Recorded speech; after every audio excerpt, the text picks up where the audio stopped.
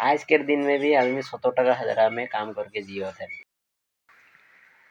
Gas তো বন্ধ হয়ে যায় বলতেন, কি হই এবার তোকে কিরকম লাগছে যদি গ্যাস বন্ধ হয়ে যায়? হলো সে গ্যাস বন্ধ হয়ে গেলে কি করি हमनी के खड़ी में होला तो जलाए थे टाउन के किला है किरकन जलाए के हमनी का तो खड़ी काट में हो जाए। बहुत आदमी के लगे तो हालत खराब हो जाए गैस बंद हो के।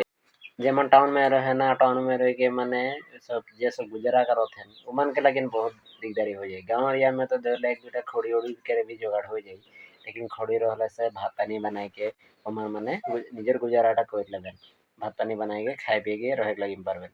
टाउन में किरकम हुई सब वस्तु এখন দাম বাড়ি লাহে লাহে তো দেখতে রহা इतना वस्तु के दाम बढ़ी ना देखते रहा तो प्रत्येकटा वस्तु के दाम गिला बढ़त है। जितना कोई काम काज करे ना उमन के दाम गिला को भी यदि बढ़ा देते न हल से कितना बढ़िया होते।